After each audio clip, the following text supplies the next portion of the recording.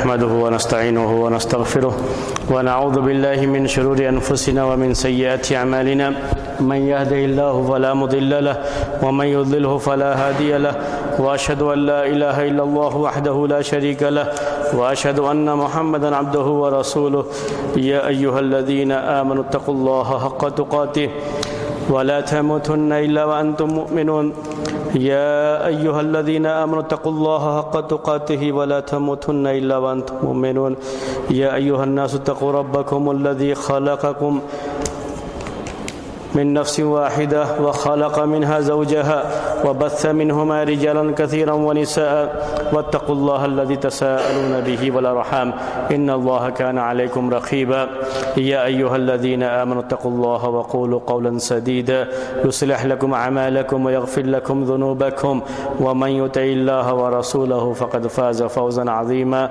أما بعد فإن خير الحديث كتاب الله وخير الهدي هدي محمد صلى الله عليه وسلم وشر الأمور محدثاتها وكل محدثة بدعة وكل بدعة ضلالة وكل ضلالة في النار۔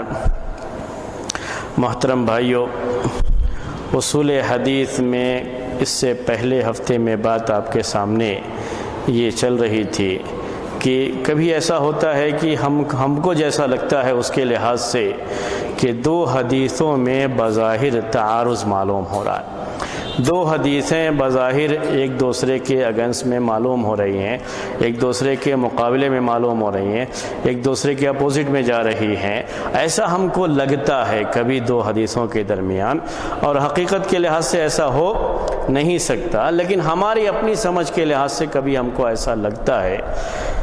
تو ان دو حدیثوں میں جب محدثین تطبیق کی شکل نکالتے ہیں، جمع کی شکل پیدا کرتے ہیں اور دونوں حدیثوں کا ایسا معنی بتاتے ہیں جس سے دونوں حدیثوں پر عمل کرنا ممکن ہوتا ہے اور دونوں حدیثیں اپنی جگہ پر صحیح رہتی ہیں، اسی کو مختلف الحدیث کہا جاتا ہے۔ اسے کیا کہا جاتا ہے؟ مختلف الحدیث یا اختلاف حدیث۔ اور یہ بھی میں نے کہا تھا آپ سے کہ امام شافعی رحمۃ اللہ علیہ کو اس میں بڑا ملکہ حاصل تھا، امام شافعی رحمۃ اللہ علیہ کو اس سلسلے میں بڑی مہارت حاصل تھی، وہ اس فن کے بڑے ایکسپرٹ مانے جاتے تھے۔ تو امام شافعی رحمۃ اللہ علیہ وہ ایکسپرٹ تھے اس کے کہ دو حدیثوں میں اگر اختلاف ہے تو ان دونوں کے اختلاف کو کیسے دور کیا جائے اور کیسے دونوں حدیثوں پر عمل کرنا ممکن ہے، اس کو کس طریقے سے اس کا معنی بیان کیا جائے کہ دونوں حدیثوں پر عمل کرنا ممکن ہو سکے۔ یہ امام شافعی رحمۃ اللہ علیہ کو اس میں بڑی مہارت حاصل تھی، انہوں نے باقاعدہ اس میں کتاب بھی لکھی ہے۔ تو یہ بات آپ کے سامنے آ چکی تھی، اس کی مثال بھی آ چکی تھی، اور یہ بات بھی آئی تھی کہ کس طریقے سے محدثین کے یہاں جن کو اس فن میں مہارت ہوتی ہے وہی بڑے محقق مانے جاتے ہیں، جو ساری حدیثوں کا اس طرح سے معنی بیان کریں کہ حدیثوں کے درمیان کسی طرح کا کوئی تعارض یا ایک حدیث دوسرے حدیث کے اگینسٹ میں ہے، ایسی کوئی بات نہ ہو۔ ان کو بڑی مہارت جن کو ہوتی تھی ان کو ہی بڑا محقق مانا جاتا تھا، اور اس سلسلے کی چند مثالیں آپ کے سامنے آئی تھی۔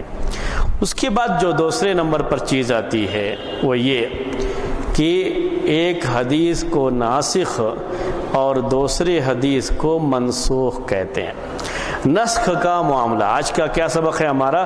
نسخ کا معاملہ۔ حدیثوں کے بارے میں یہ جاننا بھی ضروری ہوتا ہے کہ یہ حدیث منسوخ تو نہیں ہے، اگر منسوخ ہے تو اس حدیث کے لیے ناسخ کیا ہے، یہ بڑا اہم معاملہ ہے، اس کو بھی جاننا پڑتا ہے کہ حدیث منسوخ تو نہیں ہے۔ یہی کرناٹک کے تعلق سے ہی ایک صاحب نے ایک بات بیان فرمائی تھی ایک مرتبہ، مجھے یاد پڑ رہا ہے، میں نے خود اپنے کانوں سے یہ بات سنی تھی ان سے، اور یہ بات انہی کی طرف ہے کہ انہوں نے کہا کہ گلبرگہ میں کسی زمانے میں، کرناٹک میں گلبرگہ میں یہ شیعہ اور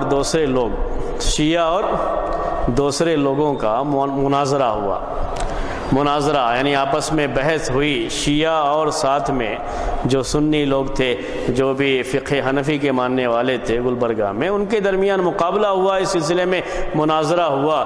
اور اس زمانے میں بہت سے ایسے نواب وغیرہ گزرے ہوئے ہیں جو شیعہ ہوتے تھے، تو شیعہ جو اس کے نگرانی میں یہ مناظرہ کرایا گیا۔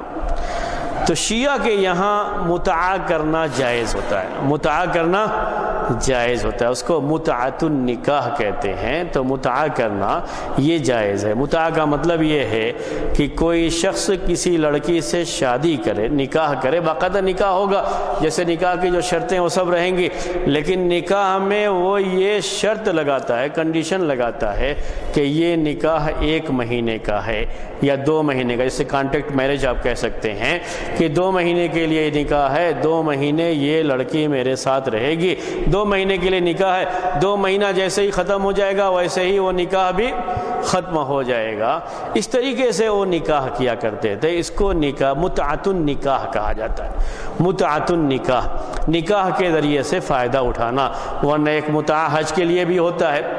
تو شیعہ کے یہاں ابھی بھی ان کی اپنی فقہ کے لحاظ سے متعا کرنا جائز ہے، وہ اس کو جائز سمجھتے ہیں کہ کوئی شخص کسی عورت سے شادی کرے اور شادی میں یہ کنڈیشن لگا دے کہ یہ 2 ہفتے کے لیے ہے، 3 ہفتے کے لیے ہے، 1 مہینے کے لیے یہ شادی ہے، اس کا مہر اسی طریقے سے جو بھی نکاح کے لیے خطبے یا کہیے کہ اس کا ولی کا ہونا اور اس کی بات گواہ کا ہونا، جو نکاح کی چیزیں ہوتی ہیں وہ سب رہیں گی اپنی جگہ پر، صرف یہ ایک زائد چیز ہے کہ وہ کچھ دنوں کے لیے نکاح کرتا ہے یا مہینے کے لیے، کچھ مہینوں کے لیے نکاح کرتا ہے، تو ان کے یہاں یہ جائز ہے، بلکہ یہاں تک بھی ہے کہ چونکہ وہ اس کو جائز سمجھتے ہیں اور دوسرے لوگ جن کو ان کے مقابلے میں اہل سنت والجماعت کہا جاتا ہے، شیعوں کے مقابلے میں، یہ سارے لوگ چاہے کسی بھی فقہ کے ماننے والے ہوں، فقہ شافعی، فقہ مالکی، فقہ حنبلی،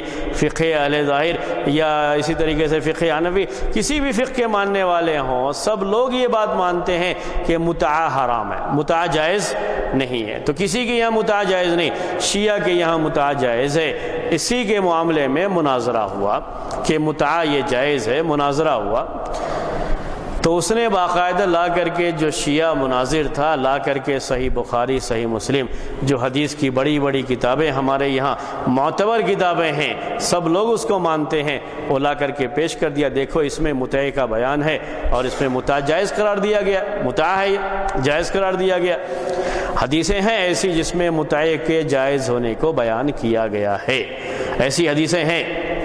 اور اللہ کے رسول صلی اللہ علیہ وسلم کے زمانے میں صحابہ نے سفر کیا تو متعا کیا، اس طرح کا بیان موجود ہے، احادیث کے اندر یہ باتیں موجود ہیں، اور یہ حدیثیں صحیح بخاری میں بھی ہیں، صحیح مسلم میں بھی ہیں کہ خیبر کے موقع پر، اس سے پہلے اسی طریقے سے فتح مکہ کے موقع پر صحابہ نے سفر کیا، اور بھی کئی سفر کا معاملہ ہے، تو انہوں نے وہاں متعا کرنے کی اجازت چاہی تو اللہ کے رسول صلی اللہ علیہ وسلم نے ان کو متعا کرنے کی اجازت دی تھی، یعنی وہ اتنے دنوں کے لیے نکاح کر لیں، ان کے لیے جائز قرار دیا تھا۔ یہ حدیثیں ہیں، بالکل صحیح روایتیں، اور کہاں موجود ہے؟ صحیح بخاری اور صحیح مسلم میں موجود ہیں۔ لا کر کے پیش کر دیا اس نے، مناظر نے سامنے، جو ہے دیکھو یہ حدیثیں ہیں، یہ آپ کی کتابوں کی حدیثیں ہیں، اس سے معلوم ہوتا ہے کہ نکاح متعا کرنا یہ جائز ہے، متعا کرنا جائز ہے۔ اس کے مقابلے میں جو مناظر تھے، ان کو فقہ حنفی کے وہ جاننے والے تھے، انہوں نے کہا نہیں، متعا کرنا حرام ہے۔ اس کے لیے دلیل کے طور پر پیش کیا اپنی فقہی کتابوں کی باتیں کہ دیکھو ہماری کتاب میں یہ لکھا ہوا ہے کہ متعا کرنا حرام ہے۔ اب یہ مسئلہ کہ متعا کرنا حرام ہے، اس کی دلیل کیا ہے، ان کو خود بھی نہیں معلوم، کیونکہ ایسا بہت ہوتا ہے کہ لوگ جب مسائل پڑھتے ہیں تو احادیث پڑھنے کے بجائے، قرآن پڑھنے کے بجائے جو فقہی کتابیں ہوتی ہیں وہ پڑھ لیتے ہیں، اور اس میں بھی جو چھوٹی چھوٹی کتابیں ہوتی ہیں اس میں صرف حکم بیان ہوتا ہے کہ یہ حرام ہے، یہ حرام ہے، یہ حرام ہے، کیوں حرام ہے، اس کی پوری تفسیر، اس کی پوری ڈیٹیل اس کے اندر چھوٹی چھوٹی کتابوں میں نہیں ہوتی ہے۔ اب اس کے لحاظ سے جو وہ پڑھے تھے انہوں نے پیش کر دیا۔ اب یہ بڑا مسئلہ ہے کہ اب اس کو جو صحیح بخاری، صحیح مسلم کی احادیث پیش کر رہا ہے، اس کے مقابلے میں آپ اتنی معمولی سی چیز پیش کریں گے کہ جو ہے ہمارے یہاں کتاب میں لکھا ہوا ہے، تو اب آپ کے یہاں کتاب میں لکھا ہوا ہے تو کیوں کوئی دوسرا مانے گا؟ نہیں، ہم نہیں مانتے اس کو۔ آپ یہ بیان کرتے کہ قرآن میں لکھا ہے یا حدیث میں لکھا ہے تو سامنے والا مان سکتا تھا۔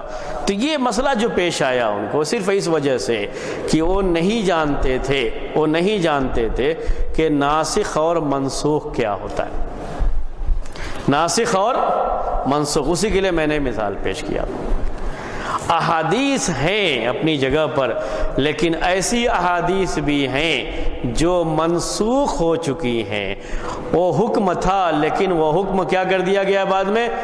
ختم کر دیا گیا ہے۔ وہ تھا، اس سے انکار نہیں، وہ بالکل صحیح پیش کر رہا ہے کہ صحیح بخاری میں حدیث ہے، صحیح مسلم میں، ہاں ہے سب، لیکن یہ پہلے تھا اور بعد میں اللہ کے رسول صلی اللہ علیہ وسلم نے اسے حرام قرار دے دیا تھا۔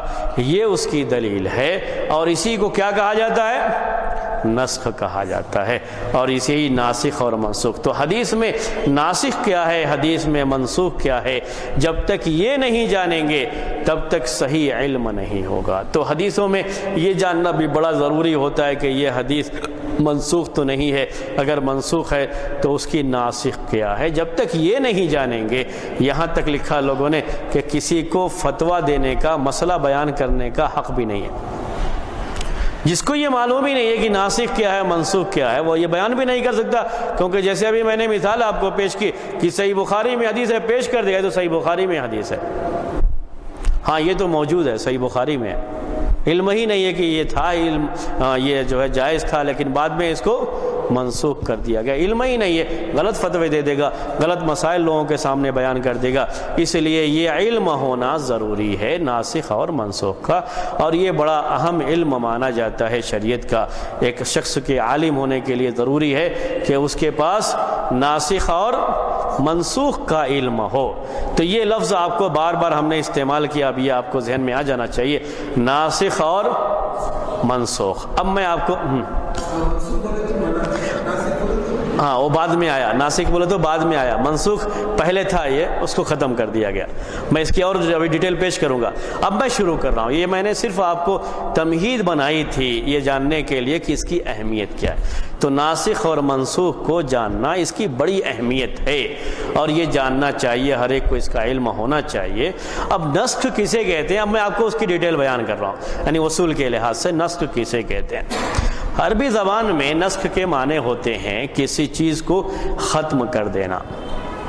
اصل عربی زبان میں اس کے معنی النسخ کہا جاتا ہے الازالۃ یا التغییر، عربی میں کہا جاتا ہے، یعنی جو چیز ہے اسے ختم کر دیا جائے۔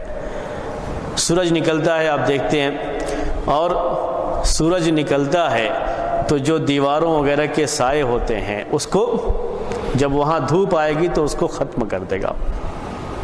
جیسے ہی دھوپ آئے گی تو وہ ظل جسے عربی میں کہتے ہیں شیڈو، وہ اس کو جو ہے سورج ختم کر دیتا ہے۔ تو عربی میں کہتے ہیں اس کو نسخت الشمس الظل، کہ سورج نے یعنی دھوپ نے سائے کو ختم کر دیا، زائل کر دیا۔ تو یہ عربی زبان میں اس کے معنی بدلنے کے اور ختم کرنے کے ہوتے ہیں۔ یہ آپ ذہن میں رکھیے کہ عربی زبان میں نسخ کے معنی بدلنے کے اور ختم کرنے کے ہوتے ہیں، کوئی چیز ختم کر دی جائے۔ میں لفظ آپ کو لکھ دیتا ہوں تاکہ وہ نسخ آپ کے ذہن میں رہے کہ کیسے لکھا جاتا ہے اس کو۔ یہ نسخ، اور یہ الناسخ، یہ المنسوخ،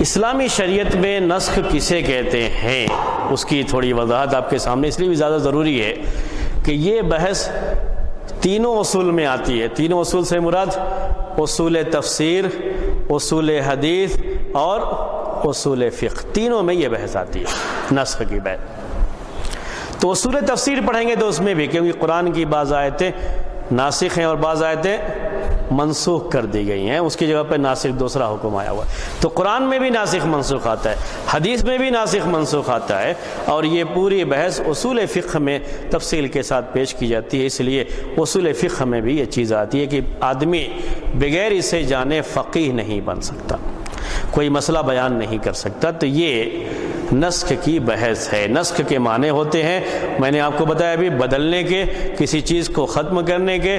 شریعت میں اس کا مطلب ہوتا ہے جب نسخ کا لفظ استعمال کیا جاتا ہے کہ پہلے کوئی حکم ہو، پہلے کوئی حکم رہا ہو اور دوسرے حکم سے اس حکم کو ختم کر دیا جائے، تو اس کے اندر ختم کرنے کا معنی ہے، بدلنے کا معنی ہے نسخ کے لفظ میں عربی زبان کے لحاظ سے۔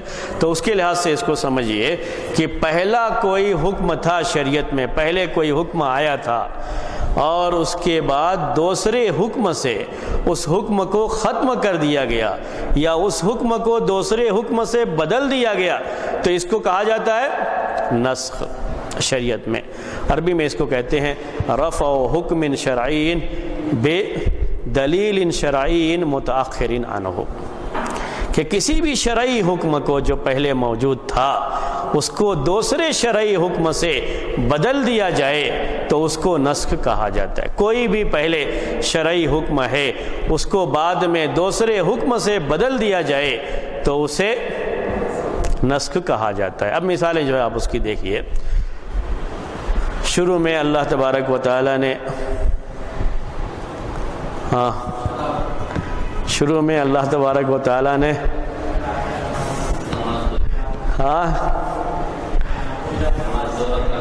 شروع میں اللہ تبارک و تعالیٰ نے قرآن میں، یہ تو خیر وہ بھی ایک طرح کا ہے لیکن وہ عمل سے پہلے ہو گیا تھا، وہ قرآن میں اللہ تعالیٰ نے یہ کہا کہ اِن یکم منکم عشرون صابرون یغلبوا مئتین، کہ اگر تم میں سے 20 آدمی ہوں صبر کرنے والے تو یہ 200 کے برابر ہو جائیں گے۔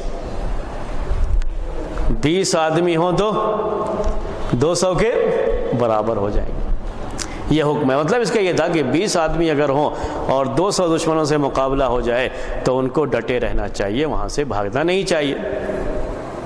بعد میں اسے ختم کر دیا گیا۔ اللہ تعالیٰ نے بعد میں کہا کہ اللہ تعالیٰ جانتا ہے کہ تمہارے اندر کمزوری ہے، کمزوری آ گئی ہے، تو بعد میں بالکل لاسٹ جو اس سلسلے میں بات ہے وہ یہ ہے کہ 2 کے مقابلے میں 1، 2 کے مقابلے میں 100 ہیں تو 200 کے بدلے میں ان کو ٹکے رہنا چاہیے، ان کو بھاگنا نہیں چاہیے۔ تو یہ حکم ہے، پہلے ایک حکم تھا اس کو دوسرے حکم سے بدل دیا گیا، اسے نسخ کہا جاتا ہے۔ قرآن میں یہ چیز ہے، قرآن میں نسخ ہے، اسی طریقے سے احادیث میں بھی یہ چیز پائی جاتی ہے۔ پہلے ایک حکم تھا، بعد میں اسے ختم کر دیا گیا، تو کبھی وہ حکم ختم کر دیا جاتا ہے اور کبھی وہ حکم بدل دیا جاتا ہے۔ اسی لیے میں نے کہا کہ نسخ میں دونوں معنی پایا جاتا ہے، ایک ہے کیا ازالہ کا، اس کے معنی ہوتے ہیں ختم کر دینا، اور ایک ہے بدلنے کا معنی۔ تو کبھی اس حکم کو دوسرے حکم سے بدل دیا جاتا ہے، کبھی پہلے والے حکم کو ختم کر دیا جاتا ہے کہ اب آپ کے اوپر وہ پابندی نہیں ہے، شروع میں آپ کے لیے یہ پابندی تھی، اب وہ پابندی ختم کر دی گئی ہے۔ تو کبھی بدل دیا جاتا ہے اور کبھی ختم کر دیا جاتا ہے کوئی بھی شرعی حکم، اسی کو نسخ کہا جاتا ہے۔ یہ قرآن میں بھی ہے، حدیث میں بھی ہے۔ قرآن کی بعض آیتیں حکم کے لحاظ سے، بعض آیتیں حکم کے لحاظ سے بعد میں بدل دی گئیں اور اس کی جگہ پر دوسرا حکم نازل کیا گیا۔ اس طرح کی مثالیں بہت سی ہیں قرآن میں، قرآن ہی میں زیادہ ہیں، یہ احادیث میں بھی یہ ہیں، اور احادیث میں بھی زیادہ ہیں، کثرت سے ہیں۔ نسخ کی بات شاید آپ کو سمجھ میں آ گئی ہے۔ پہلے کوئی حکم تھا شریعت میں، دوسرے حکم سے اس کو بدل دیا گیا، اسی کو نسخ کہا جاتا ہے۔ ناسخ کا معنی ہوتا ہے، ناسخ کا معنی ہوتا ہے جو بدلنے والا ہے، اور منسوخ کا معنی ہوتا ہے جس کو بدلا گیا ہے۔ اب اس کے لحاظ سے بتائیے کہ ناسخ کون ہے؟ ہاں، ناسخ جو بعد کا حکم ہے اسے ناسخ کہیں گے، جو پہلے کا حکم ہے اس کو منسوخ کہیں گے۔ جو پہلے کا حکم ہے اسے منسوخ کہا جاتا ہے، اور جو بعد کا حکم ہے اسی کو ناسخ کہا جاتا ہے۔ تو یہ شریعت کی اصطلاحیں ہیں، نسخ، ناسخ اور منسوخ۔ جو پہلے کا حکم تھا وہ منسوخ، جو بعد کا حکم آیا وہ ناسخ کہلاتا ہے۔ ویسے حقیقت یہ ہے کہ اصل میں ناسخ اللہ تعالیٰ ہے۔ ناسخ کون ہے؟ اللہ تعالیٰ ہے۔ اصل ناسخ اللہ تعالیٰ ہے یا نہیں؟ بولو۔ اصل کسی حکم کو بدلنے والا کون ہے؟ اللہ تعالیٰ ہے، لیکن جو دوسرا حکم ہے اس کو کہا جاتا ہے، اسے یعنی ٹیکنیکل ورڈ کے طور پر اس کو ناسخ کہا جاتا ہے، اور جو پہلے کا حکم ہے اسے منسوخ کہا جاتا ہے۔ لیکن حقیقت کے لحاظ سے اللہ ہی ناسخ ہے، کیونکہ بدلنے والا وہی ہے، اور یہ بدلنے کا اختیار صرف اسی کو حاصل ہے، کسی کو حاصل نہیں ہے۔ میں اب آپ کو حدیث سے اس کی مثال دیتا ہوں۔ اللہ کے رسول صلی اللہ علیہ وسلم نے کہا کنت نہیتکم عن زیارت القبور الا فزوروها فانها تذکر الآخرہ، کہ میں نے تم کو قبروں کی زیارت کرنے سے روکا تھا، میں نے تم کو قبروں کی زیارت کرنے سے روکا تھا، قبروں پر جانے سے روکا تھا، لیکن اب کہتا ہوں کہ قبروں کی زیارت کرو، کیونکہ یہ آخرت کی یاد دلاتی ہے۔ آیا شروع میں منع کیا اللہ کے رسول صلی اللہ علیہ وسلم نے، یہ منسوخ ہو گیا، بعد میں آپ نے اجازت دے دی، یہ کیا ہوا؟ ناسخ ہو گیا، اور اسی کو نسخ کہا جاتا ہے کہ پہلے بالکل منع کر دیا تھا، قبروں کی زیارت کرنا حرام تھا، بعد میں اللہ کے رسول صلی اللہ علیہ وسلم نے اسے جائز قرار دیا ہے کہ آپ قبروں کی زیارت کر سکتے ہیں۔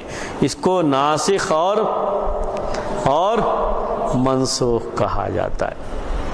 عائشہ رضی اللہ تعالی عنہ کہتی ہیں، حدیث جو ہے کہ پہلے قرآن میں 10 رضاعت، کتنے؟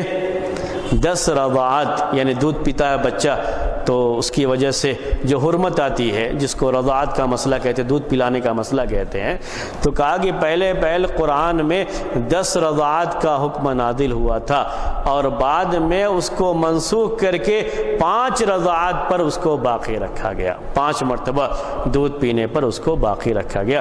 یہ عائشہ رضی اللہ تعالیٰ عنہ کا بیان ہے۔ تو 10 مرتبہ، پھر بعد میں اس کو بدل کر کے کتنی مرتبہ کر دیا گیا؟ 5 مرتبہ کر دیا گیا۔ تو اس کو نسخ کہا جاتا ہے۔ میں نے آپ کو یہ سمجھانے کے لیے کہ نسخ کسے کہتے ہیں، ناسخ کسے کہتے ہیں، اور منسوخ کسے کہتے ہیں، وہ تفصیل آپ کے سامنے بیان کی، تو یہ تینوں باتیں آپ کو سمجھ میں آ گئی ہوں کہ نسخ کسے کہتے ہیں۔ پہلے کوئی شریعت کا حکم رہا ہو، چاہے قرآن میں رہا ہو، چاہے حدیث میں رہا ہو، پھر دوسری آیت یا دوسری حدیث سے اس کو منسوخ کر دیا گیا ہو، حکم کو ختم کر دیا گیا ہو، تو اسی کو کہا جاتا ہے نسخ، اور جو پہلا حکم تھا اس کو منسوخ کہا جاتا ہے، اور جو دوسرا حکم ہے اسے ناسخ کہا جاتا ہے۔ یہ شریعت کی اصطلاح ہے۔ اتنی بات آپ کو سمجھ میں آ گئی۔ اب یہ مسئلہ میں نے آپ سے کہا کہ حقیقت میں یہ ناسخ اللہ تعالیٰ ہے، کیا اللہ تعالیٰ کو اس کی ضرورت ہے کہ پہلے کوئی حکم دے پھر اس کو منسوخ کر کے دوسرا حکم لے کر کے آئے، اس کو ختم کر کے دوسرا حکم لے کر کے آئے؟ نسخ کی ضرورت کیوں پڑتی ہے، یہ ایک سوال ہے۔ نسخ کی ضرورت، یہ عقیدے کا مسئلہ ہے تھوڑا، یہ یعنی ساتھ میں عقیدے سے جڑ جاتا ہے یہ تھوڑا سا، کہ کیا نسخ کی ضرورت ہے اللہ تعالیٰ کو۔ میں ایک مثال سے آپ کو اس کو سمجھاؤں۔ حکومتیں کوئی حکم لاتی ہیں، کوئی بھی چیز، کوئی بھی آرڈیننس جو ان کا ہوتا ہے وہ جاری کیا جاتا ہے، بعد میں اسے ختم کر دیتے ہیں کہ نہیں یہ مناسب نہیں ہے، اس کی جگہ پر کیا ہونا چاہیے یہ۔ تو آج ایک قانون ہے، کل اس قانون کو بدل کر کے کوئی دوسرا قانون بن سکتا ہے۔ حکومتیں ایسا کرتی ہیں، انسان ایسا کرتا ہے، اس لیے کہ انسان کو اس کی ضرورت ہے۔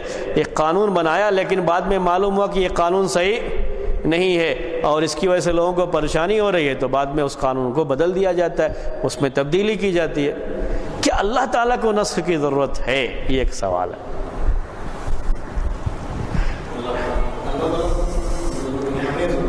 ہاں جی، یہاں سوچنے کے 2 پہلو تھے۔ ایک تو یہ ہے کہ ہم اس کو اللہ تعالیٰ کے بارے میں سوچیں، اور ایک یہ ہے کہ بندوں کے بارے میں سوچیں۔ تو اگر ہم اللہ تعالیٰ کے بارے میں سوچتے ہیں تو یہی کہیں گے فوراً کہ اللہ تعالیٰ کو اس کی ضرورت نہیں ہے، اس کو پہلے سے ہی معلوم ہے۔ لوگ ایسا کریں گے یا ایسا ہوگا تو اس کا یہ نقصان ہو جائے گا، یہ ساری چیزیں تو اس کو پہلے سے معلوم ہے۔ قیامت تک کیا ہونے والا اس کو پہلے سے معلوم ہے، اس کو تو یہ تجربے کرنے کی ضرورت نہیں ہے۔ دنیا والے تجربے کرتے ہیں تو آج ایک قانون لاتے ہیں، کل دوسرا قانون لاتے ہیں، اس کو تجربوں کی ضرورت نہیں ہے۔ معتزلہ نے، جو ایک مشہور فرقہ جس کا نام پہلے بھی آپ کے سامنے بار بار آ چکا ہے، انہوں نے اور بعض گمراہ فرقوں نے نسخ کا انکار کیا ہے، نسخ کا انکار کیا ہے۔ نسخ ہو ہی نہیں سکتا، اللہ تبارک و تعالیٰ تو سب کچھ جانتا ہے، وہ کیوں ایسا کرے گا کہ تجربے کے لیے آج ایک حکم لایا پھر کل دوسرا کوئی حکم لائے گا، 1 سال کے بعد دوسرا حکم لائے گا، وہ ایسا کیوں کرے گا؟ اللہ تعالیٰ کو اس کی ضرورت نہیں ہے، اس کی ذات پاک ہے۔ جیسے انہوں نے اللہ تعالیٰ کے ناموں کا اور اللہ تعالیٰ کی صفات کا انکار کیا کہ اللہ تعالیٰ کی ذات اس سے پاک ہے، ویسے ہی یہاں بھی یہ بات کہی کہ اللہ تعالیٰ اس سے پاک ہے کہ آج کوئی حکم لائے 1 مہینے کے بعد یا 1 سال کے بعد کوئی دوسرا حکم لائے، پہلے والے حکم کو ختم کر دے، کیونکہ یہ چیز تو آدمی تجربے کے ذریعے سے کرتا رہتا ہے۔ اللہ تعالیٰ کو تجربوں کی ضرورت تو نہیں ہے، وہ تو ایک ہی مرتبہ میں جو صحیح حکم ہے اور جو حکم لانا ہے ایک ہی مرتبہ میں لے کے آئے گا، یہ تجربہ کر کے حکم کیوں لے کر کے آئے گا؟ جیسے انہوں نے میزان کے بارے میں سوچا، میزان جانتے ہیں نا، کچھ عقائد ہیں جو معتزلہ کو سمجھنے میں جو پریشانی ہوئی، اور یہ بنیادی فرق یہی ہے کہ انہوں نے اللہ کے بارے میں سوچا، جبکہ وہاں سوچنے کے 2 پہلو تھے، لیکن انہوں نے کس کے بارے میں سوچا؟ اللہ کے بارے میں۔ قیامت کے دن میزان ہوگا، یہ انشاءاللہ عقیدے میں یہ بحث آپ کے سامنے آئے گی، جب ایمان بالیوم الآخر آئے گا تو بحث آئے گی۔ میزان یعنی قیامت کے دن وزن کیے جائیں گے، جو بھی عمل ہے آدمی کا اس سے تولا جائے گا۔ تو انہوں نے اس کے تعلق سے کس کے بارے میں سوچا؟ اللہ تعالیٰ کے بارے میں سوچا۔ اللہ تعالیٰ کو کیا ضرورت ہے اس کی؟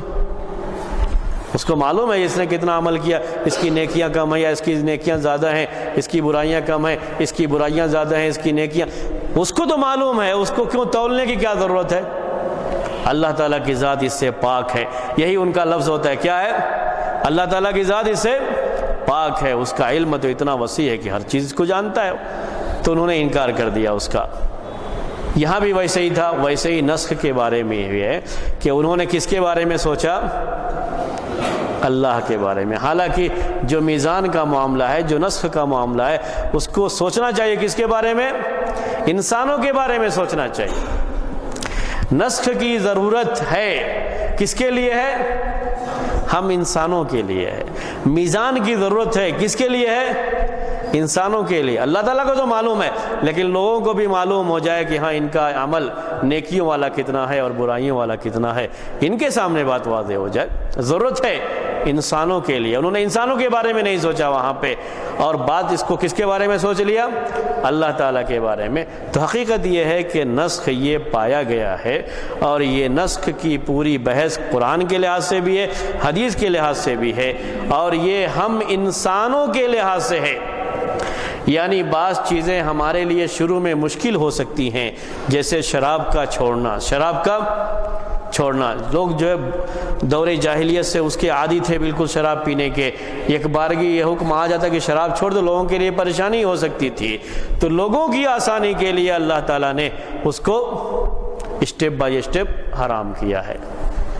تو یہ نسخ کہلاتا ہے، یہ ناسخ اور منسوخ ہے، یہ آہستہ آہستہ چیز کی گئی ہے، ایک ہی مرتبہ میں اسے حرام نہیں قرار دیا گیا، اور نسخ کی بحث اس کے اندر بھی آتی ہے۔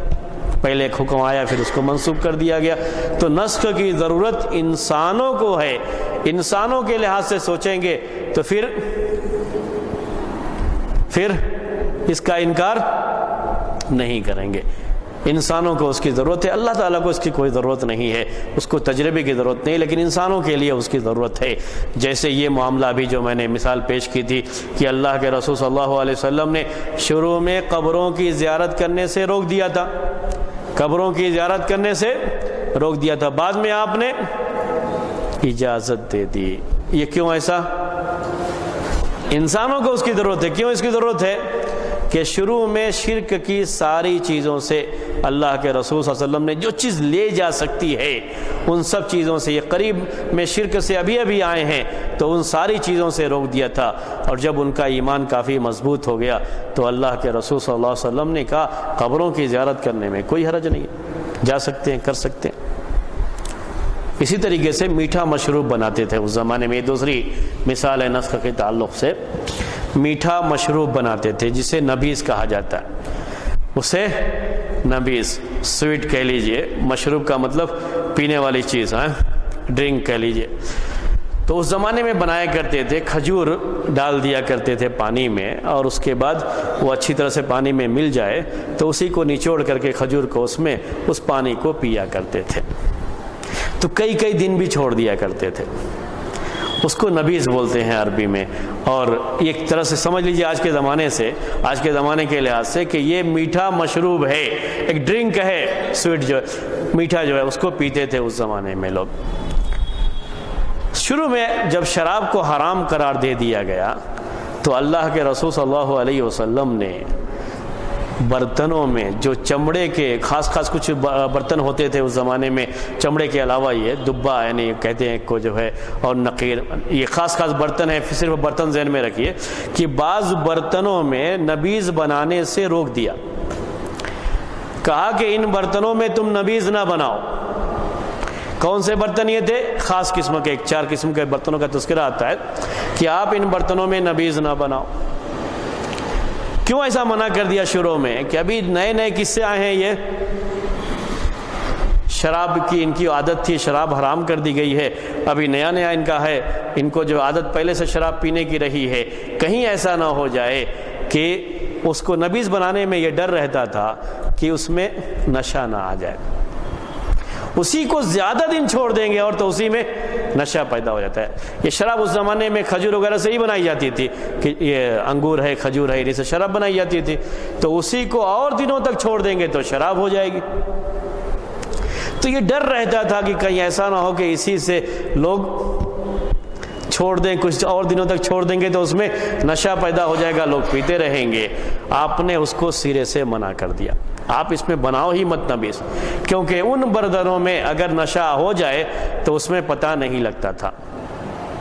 اس کے مقابلے میں چمڑے کے برتن میں اگر بناتے تھے اور اس میں نشہ ہو جائے گا, یعنی اس نبیذ کے اندر نشہ آ جائے گا, تو برتن جو ہے ذرا سا پھولے گا, معلوم ہو جائے گا اس کے ذریعے سے. اگر آ گیا نشہ تو معلوم ہو جائے گا. تو کہا کہ اس برتن میں بناؤ, دوسرے برتنوں میں نہ بناؤ. شروع میں آپ نے اس سے منع کر دیا, لیکن بعد میں جب اچھی طرح سے یہ ہو گیا کہ لوگ شراب کو بالکل بھول چکے ہیں, اب شراب کی طرف کبھی ان کا دھیان نہیں جائے گا, تو آپ نے آخر میں یہی کہا کہ ہر برتن میں بناؤ نبیذ, کوئی مسئلہ نہیں. کیونکہ اب معلوم ہے کہ اگر تھوڑا سا بھی کہیں اس میں اثر ہے تو یہ لوگ اس کے قریب نہیں جائیں گے, اتنا یہ لوگ شراب سے اپنے آپ کو دور کر چکے ہیں. تو اس طرح سے حکم بدلتا تھا, ایک حکم ہے, بعد میں اس حکم کو بدل دیا گیا. یہ بات کس کی چل رہی تھی ہماری؟ نسخ کے تعلق سے. اب وہ مثال میں آپ کے سامنے پیش کر رہا ہوں جو مثال کس کی ہے؟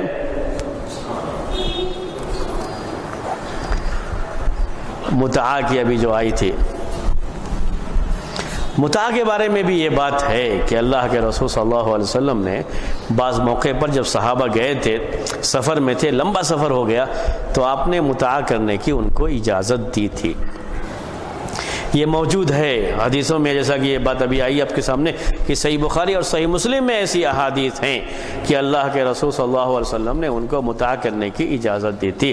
لیکن بعد میں آپ نے اسے مکمل طریقے سے منع کر دیا. فتح مکہ کے موقع پر بھی منع کیا تھا, خیبر کے موقع پر بھی منع کیا تھا, اور آخر میں بالکل لاسٹ حجۃ الوداع کے موقع پر بھی آپ نے اس سے بالکل سختی کے ساتھ منع کر دیا کہ متعہ کرنا جائز نہیں ہے, حرام ہے. کسی وقت ان کی ضرورت کو سامنے رکھ کر کے آپ نے جائز قرار دیا تھا, اور بعد میں آپ نے اسے ختم کر دیا, اور اب یہ اس کا حرام ہونا قیامت تک کے لیے باقی ہے کہ قیامت تک کے لیے یہ حرام ہی ہے, جائز نہیں ہے. تو اسے ناسخ کہا جاتا ہے. یعنی متعے کو حرام کرنے والی جو حدیثیں ہیں جس میں اس کے حرام ہونے کا بیان ہے وہ ناسخ ہیں, اور جس میں اس کے حلال ہونے کا بیان ہے وہ منسوخ ہیں حدیثیں. یہی ناسخ اور منسوخ کہلاتی ہیں. یہ علم ہونا چاہیے. اگر یہ علم نہیں ہے تو کبھی ایسا ہو جائے گا کہ جو چیز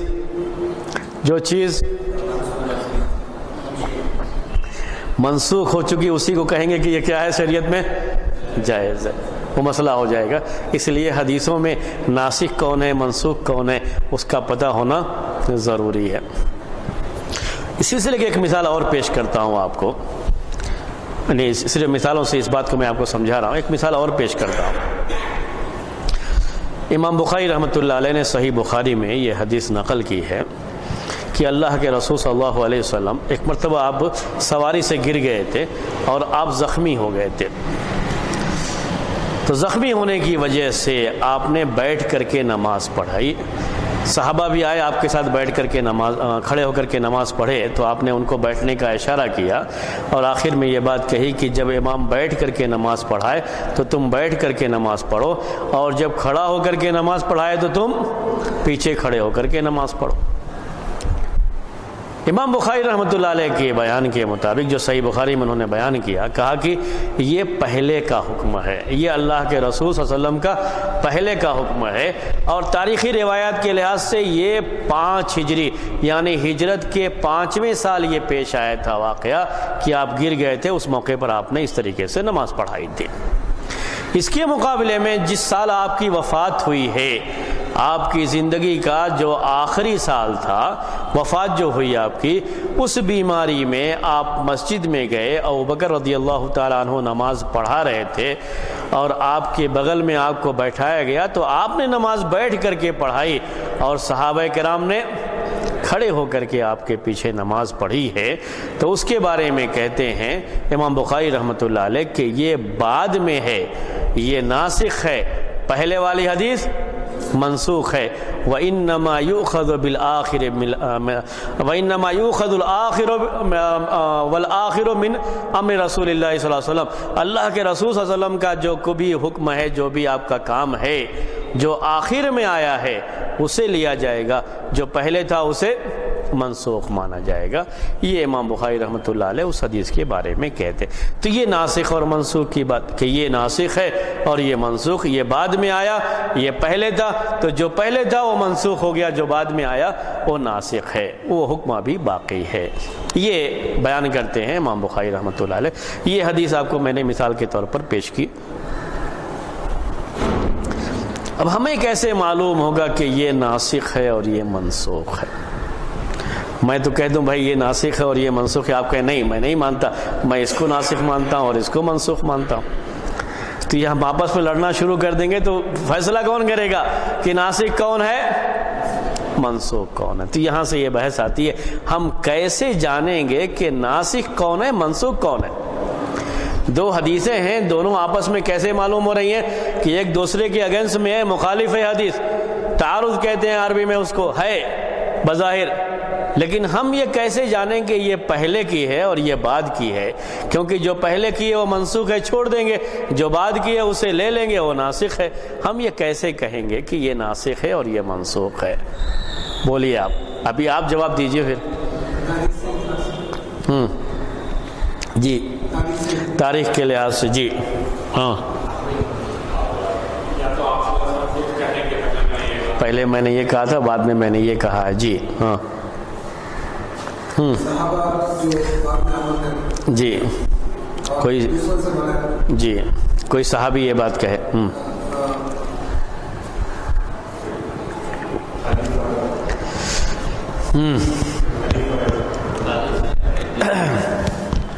کوئی خلیفہ یہ. جی دیکھیے، اب یہ باتیں آپ لوگوں نے کہیں، اگر میں آپ کو کہوں ایک ہی لفظ میں کہ یہی باتیں ہیں جو کتابوں میں لکھی ہوئی ہیں، یعنی ایسا نہیں کہ کتابوں میں جو لکھی ہوئی باتیں ہیں وہ کہیں کچھ اور ہیں. یعنی اب شروع سے میں نے اصول حدیث میں خاص طریقے سے یہ بات آپ کے سامنے پیش کی کہ جو کوئی بھی عقل سلیم رکھنے والا آدمی سوچ سکتا ہے کہ یہ چیز ہونی چاہیے، بالکل وہی چیزیں ہوتی ہیں، کوئی الگ سے چیز نہیں ہوتی ہے، وہی چیزیں ہوتی ہیں. تو کیسے معلوم ہوگا کہ یہ ناسخ ہے، یہ منسوخ ہے؟ اس کے بارے میں کیا کہتے ہیں؟ 4 چیزیں ہیں جس کے ذریعے سے یہ معلوم ہو جاتا ہے کہ یہ ناسخ ہے اور یہ منسوخ ہے. سب سے پہلی بات یہ کہ خود اللہ کے رسول صلی اللہ علیہ وسلم یہ بیان کرے کہ میں نے تم سے پہلے یہ کہا تھا اور اب یہ کہتا ہوں. سب سے پہلے نمبر پر یہی کہ خود اللہ کے رسول صلی اللہ علیہ وسلم یہ بتا دیں کہ پہلے میں نے یہ کہا تھا اور اب یہ کہہ رہا ہوں. تو جو پہلے کہا تھا وہ منسوخ ہے، جو اب کہہ رہے ہیں وہ ناسخ ہے. معلوم ہو گیا یہ؟ اور یہ اعلیٰ درجے کا ہے. مطلب کیا ہے؟ اس کے بارے میں تو کوئی کسی شبہ کی گنجائش ہی نہیں ہے کہ پہلے والا حکم منسوخ اور بعد والا حکم ناسخ ہے. دوسرے نمبر پر ہے کہ یہ اللہ کے رسول صلی اللہ علیہ وسلم نے بیان نہیں کیا ہے، بلکہ بیان کرنے والے کوئی صحابی ہیں۔ کوئی صحابی بیان کرے کہ اللہ کے رسول صلی اللہ علیہ وسلم نے پہلے یہ کہا تھا اور بعد میں آپ نے یہ فرمایا ہے، پہلے یہ کہا تھا آپ نے اور بعد میں آپ نے یہ فرمایا ہے۔ ٹھیک ہے، کون کہیں یہ؟ کوئی صحابی یہ بات کہیں کہ پہلے کا حکم یہ تھا اور بعد کا حکم یہ ہے، تو جو پہلے کا حکم ہے وہ منسوخ، جو بعد کا حکم ہے وہ ناسخ۔ اس کی میں آپ کے سامنے دو مثالیں پیش کرتا ہوں۔ اللہ کے رسول صلی اللہ علیہ وسلم خود بیان کریں، وہ مثال تو آپ کے سامنے ہے کہ آپ نے کہا تھا کہ میں نے تم کو قبروں کی زیارت کرنے سے منع کیا تھا اور اب میں تم کو قبروں کی زیارت کرنے کی اجازت دیتا ہوں، خود آپ نے اسے بیان کر دیا۔ دوسرا یہ ہے کہ کوئی صحابی یہ چیز بیان کرے، جیسے ابی ابن کعب رضی اللہ تعالیٰ عنہ، عبداللہ ابن عباس، بعض روایتوں کے لحاظ سے مسئلہ اپنی جگہ پر ایک ہی ہے اور اس صحابی کا نام الگ ہو سکتا ہے۔ وہ کہتے ہیں کہ انما الماء من الماء، ایک حدیث ہے انما الماء من الماء، اور ایک دوسری حدیث ہے اذا جلس بین شعابها الاربع۔ آپ میں سے کوئی غیر شادی شدہ بھی تو ہیں؟ چلیے بہرحال پھر بھی مسئلہ سمجھا دیتا ہوں۔ مسئلہ تو جاننا چاہیے ہر ایک کو، چاہے کوئی شادی شدہ ہو یا غیر شادی شدہ ہو، ہر ایک کو مسئلہ پہلے سے معلوم ہونا چاہیے۔ بہرحال جو ہے تو میں آپ کو یہ کہہ رہا تھا کہ ایک حدیث ہے اللہ کے رسول صلی اللہ علیہ وسلم نے کہا انما الماء من الماء، یعنی غسل کرنا واجب ہوتا ہے جب کسی کو جمع کرنا، بیوی سے ملنے کی صورت میں منی خارج ہو جائے، منی خارج ہو جائے تو غسل کرنا واجب ہوتا ہے۔ انما الماء من الماء، یہ معنی ہے اس کا، حدیث ہے یہ کہ غسل کرنا واجب ہوگا جب کوئی شخص اپنی بیوی سے ملے تو بیوی سے ملنے کے بعد اس کے جو ہے منی خارج ہو جائے، پورے طریقے سے وہ اس میں آسودہ ہو جائے۔ ایک دوسری حدیث ہے کہ اگر کوئی شخص اپنی بیوی سے ملتا ہے، وہاں جا کے بیٹھ جاتا ہے اور صرف ملتا ہے، بیوی سے ملتا ہے، بیوی کے ساتھ ہم بستری کرتا ہے، وہ خاص عمل کرتا ہے، عمل کرتے ہی غسل واجب ہو جاتا ہے، چاہے منی خارج ہو یا منی خارج نہ ہو۔ یہ دوسری حدیث ہے اذا جلس بین شعابها الاربع۔ تو کہتے ہیں ابی ابن کعب رضی اللہ تعالیٰ عنہ کہ بیوی سے ملنے کے بعد اگر منی خارج ہو تبھی غسل واجب ہوتا ہے۔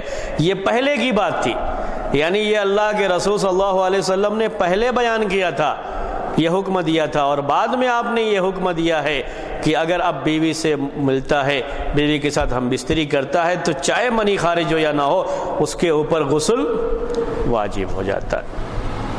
ٹھیک ہے، یہ ایک دوسری مثال ہے۔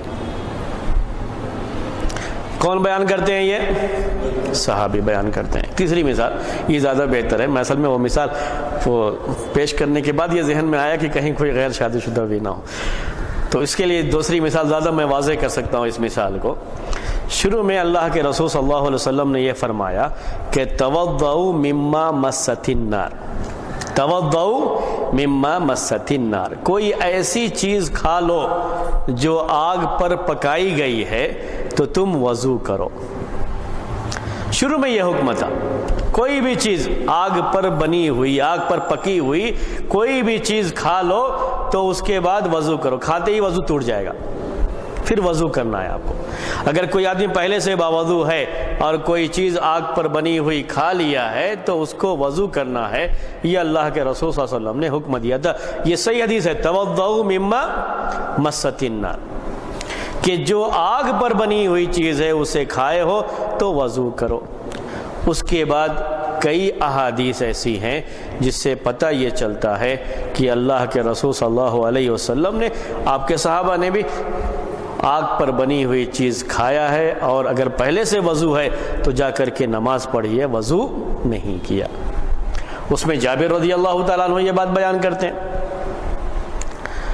کہ اللہ کے رسول صلی اللہ علیہ وسلم دعوت میں گئے تھے تو آپ چھری سے گوشت کاٹ کے کھا رہے تھے اور اسی دوران بکری کا گوشت آپ کھا رہے تھے، اسی دوران اقامت کہی گئی تو آپ نے چھری رکھی اور ویسے ہی نماز کو چلے گئے، آپ نے وضو نہیں کیا،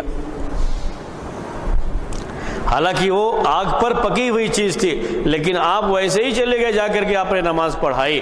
اس کا مطلب یہ ہوا کہ آگ پر بنی ہوئی چیز سے کھانے سے وضو ٹوٹ جاتا ہے، ایسی کوئی بات نہیں ہے۔ سمجھ میں آ گئی بات آپ کو؟ یہ تو یہ بعد کا معاملہ ہے، یہ بعد کی چیز ہے۔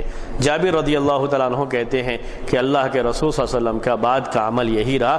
اسی واقعے میں دو چیزیں یہ پیش آئی تھیں، یعنی پہلی مرتبہ اللہ کے رسول صلی اللہ علیہ وسلم کھانا کھائے تو کھانے کے بعد آپ نے وضو کیا تھا، یہ امام ترمذی رحمۃ اللہ علیہ نے حدیث نقل کی ہے، روایت کی ہے، وہ آپ نے وضو کیا تھا۔ اور اسی حدیث میں یہ ہے کہ جب دوسری نماز آپ کا وقت ہوا تو آپ بکری کا گوشت وہ کھا رہے تھے اور اسی وقت اقامت ہوئی تو آپ نے ویسے ہی چھوڑ دیا اور چلے گئے اور جا کر کے نماز پڑھائی، آپ نے نماز پڑھی۔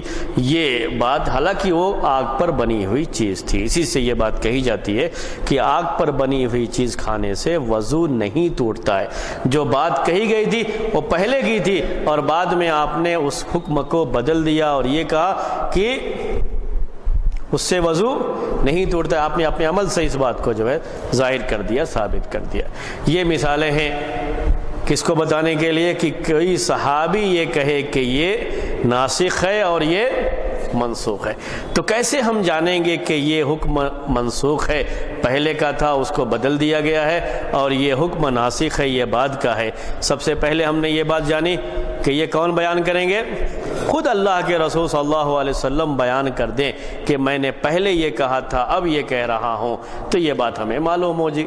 دوسرے یہ ہے کہ کوئی صحابی یہ بات بیان کرے کہ پہلے اللہ کے رسول صلی اللہ علیہ وسلم نے یہ کہا تھا اور بعد میں یہ حکم آیا ہے، تو اسے بھی مان لیا جائے گا کہ یہ پہلے کا ہے وہ منسوخ ہو گیا، یہ بعد کا ہے یہ ناسخ ہے۔ تیسری بات یہ کہ اس کو تاریخ کے ذریعے سے جانا جاتا ہے، جیسا ابھی آپ لوگ کہہ رہے تھے، کیسے جانا جاتا ہے؟ تاریخ کے ذریعے، تاریخ سے یہ بات معلوم کی جاتی ہے کہ یہ حکم پہلے کا ہے اور یہ حکم بعد کا ہے۔ جیسے ابھی مثال میں نے امام بخاری رحمۃ اللہ علیہ کے تعلق سے آپ کے سامنے دی کہ جو بیٹھ کر کے نماز پڑھانے اور پیچھے والوں کو بیٹھ کر کے نماز پڑھنے کا حکم تھا، امام بخاری رحمۃ اللہ علیہ نے کہا کہ یہ پہلے کا ہے، تاریخی لحاظ سے یہ پہلے کا ہے، اور آپ نے اپنی زندگی کے بالکل آخری دنوں میں بیٹھ کر کے نماز پڑھائی ہے اور پیچھے کھڑے ہو کر کے صحابہ اکرام نے نماز پڑھی ہے، یہ آپ کی زندگی کے آخری دنوں کی بات ہے۔ تو تاریخ سے یہ بات ثابت ہو جائے کہ یہ پہلے کا ہے اور یہ بعد کا ہے، اس سے بھی معلوم ہو جاتا ہے۔ میں نے کیا کہا تھا؟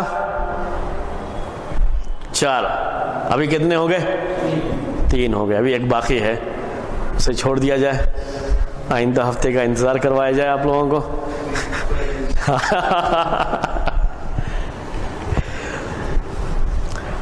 اس کے بعد ایک آخری چیز ہے، وہ ہے اجماع۔ کیا ہے؟ اجماع۔ لیکن اجماع کے بارے میں یاد رکھیے کہ اجماع خود ناسخ نہیں ہوتا اور اجماع کبھی منسوخ نہیں ہوتا، لیکن اجماع اس پر دلالت کرتا ہے کہ یہ ناسخ ہے اور یہ منسوخ ہے۔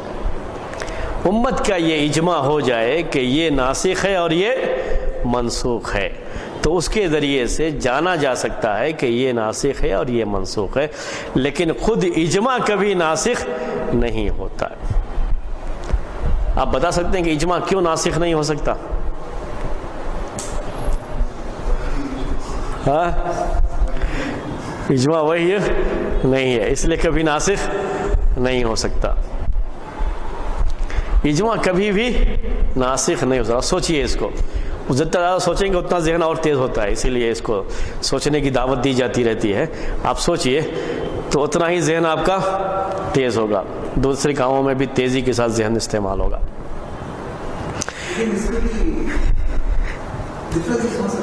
ہاں، اجماع کبھی خود ناسخ نہیں ہو سکتا، اجماع کبھی منسوخ بھی نہیں ہو سکتا، اور البتہ اجماع اس پر دلالت کرتا ہے کہ یہ ناسخ ہے اور یہ منسوخ ہے۔ اجماع کے ذریعے سے آپ یہ جان سکتے ہیں کہ یہ ناسخ ہے اور یہ منسوخ ہے، اتنا آپ جان سکتے ہیں۔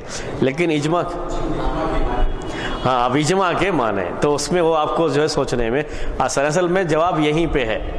اجماع کسے کہتے ہیں؟ اگر آپ یہ سمجھ جائیں گے تو خود یہ سمجھ جائیں گے کہ اجماع کبھی خود ناسخ نہیں بن سکتا بلکہ نسخ پر دلالت کرتا ہے۔ اجماع کہتے ہیں کہ امت کے جو مجتہد لوگ ہیں، جو ماہر لوگ، علم کے ماہر، اسلامی شریعت کے ماہر لوگ ہیں، یہ اکٹھا ہو کسی مسئلے کے تعلق سے اور سب جمع ہو کر کے اس کے بارے میں کوئی ایک رائے دے کہ یہ صحیح ہے، تو اس کو کہا جاتا ہے اس مسئلے پر امت کا اجماع ہے۔ یعنی سب نے کیا کر لیا ہے؟ اتفاق کر لیا ہے۔ ٹھیک ہے، یہ اسے اجماع کہا جاتا ہے، اسی کو اجماع کہتے ہیں۔ اب اس کے لحاظ سے اب یہ بات آپ سمجھیے کیوں نہیں ہو سکتا کہ ہمیشہ جو ناسخ اور منسوخ ہے، شریعت کا ایک پہلے کا حکم ہوتا ہے اور بعد کا حکم اسے منسوخ کرتا ہے۔ اللہ تعالیٰ کی طرف سے وحی پہلے ایک آتی ہے، اس میں ایک حکم ہوتا ہے، پھر ایک وحی آتی ہے اور اس کے ذریعے سے اس حکم کو بدلا جاتا ہے یا اس حکم کو ختم کیا جاتا ہے، اسی کو نسخ کہتے ہیں۔ یہ بات ابھی تک آپ کے سامنے آتی رہی ہے۔ اور اجماع یہ اللہ کے رسول صلی اللہ علیہ وسلم کی وفات کے بعد ہوگا۔ اجماع کا اعتبار اللہ کے رسول صلی اللہ علیہ وسلم کی زندگی میں نہیں ہے۔ کیوں؟ اس لیے کہ وحی آتی ہے اس زمانے، اس میں اجماع کا مسئلہ ہی نہیں آئے گا۔ اجماع ہمیشہ آپ کی وفات کے بعد ہوگا، اور نسخ کا معاملہ یہ ہے کہ وہ آپ کی زندگی میں ہونا ضروری ہے، کیونکہ نسخ وحی کے ذریعے سے ہوتا ہے۔ اس لیے اجماع خود کبھی ناسخ نہیں بن سکتا، کیونکہ یہ اللہ کے رسول صلی اللہ علیہ وسلم کی وفات کے بعد ہوگا، اور جو بھی نسخ یا ناسخ جو بھی ہوگا وہ آپ کی زندگی میں ہوگا، یعنی اللہ کے رسول صلی اللہ علیہ وسلم کی زندگی میں ہوگا، آپ کی وفات کے بعد یہ چیز نہیں ہو سکتی۔ بات یہ، ہاں بہرحال یہ اجماع، ابھی باتیں کچھ اور رہ گئی ہیں، ہم نہیں ختم کر سکتے اس ہفتے میں، اس لیے میں چاہتا ہوں کہ تھوڑا بہت ابھی آپ کا تجسس باقی رہے، تھوڑا سسپینس رہے کہ آئندہ ہفتے بھی ابھی اس کے بارے میں ہم انشاءاللہ، کیونکہ ہم چاہ رہے ہیں کہ دوسرا جو سبجیکٹ ہے اس کو بھی ساتھ میں چلائیں۔ ٹھیک ہے، تو انشاءاللہ اس کے بارے میں اور باتیں آپ کے سامنے آئندہ ہفتے آئیں گی اور تھوڑی تفصیل آپ کے سامنے آئے گی۔